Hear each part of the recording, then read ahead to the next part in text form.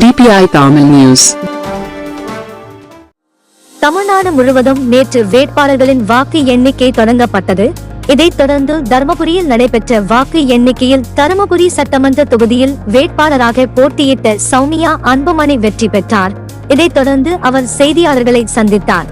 அவரிடம் பாமக வேட்பாளர்கள் வெற்றி பெற்றவர்கள் தமிழக வெற்றி கழகத்திற்கு போவதாக எழுப்பப்பட்ட கேள்விக்கு அவர், நான் இந்த தொகுதி சட்டமன்ற வேட்பாளர், அது கட்சி தலைமைதான் என முடித்துவிட்டார்.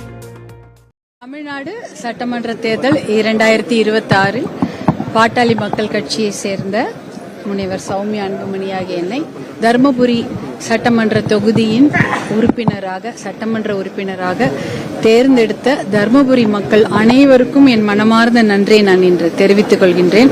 கட்சி வெற்றியாக மட்டுமல்ல, இது எங்களுடைய மகளிருக்கான வெற்றியாகவும் நான் பார்க்கின்றேன். அந்த மகளிர்லாம் பெருமைப்படுற மாதிரி நல்ல உழைச்சி நல்ல தர்மபுரி சட்டமன்ற தொகுதிக்கு நல்லது செய்யணும், நன்மை செய்யணும். தர்மபுரி சட்டமன்ற தொகுதிக்கு நான் சொன்ன மாதிரி தண்ணீரை கொண்டு வந்து சேர்ப்பதும், வேலை வாய்ப்பை உருவாக்குவதும், பெண்கள் பாதுகாப்புக்காக பாடுபடுவதும் என்னுடைய வேலை. எல்லார் மகளிரும் என்னை பார்த்து பெருமைப்படுற அளவுக்கு அந்த உழைப்பை நான் கொடுக்கணும்னு நான் இன்னைக்கு நான் உறுதியாக இருக்கிறேன். அது நான் இந்த சட்டமன்ற தொகுதியோட வேட்பாளர், இந்த தொகுதி சட்டமன்ற உறுப்பினர் தான். அது கட்சி தலைவர் மருத்துவர் அன்புமணி அவர்கள் நீங்க சொல்லுவாங்க. குறுஞ்செய்திகள் உடனுக்குடன் தெரிந்து கொள்ள DPI தமிழ் நியூஸ் சேனலை சப்ஸ்கிரைப் செய்து இணைந்திருங்கள்.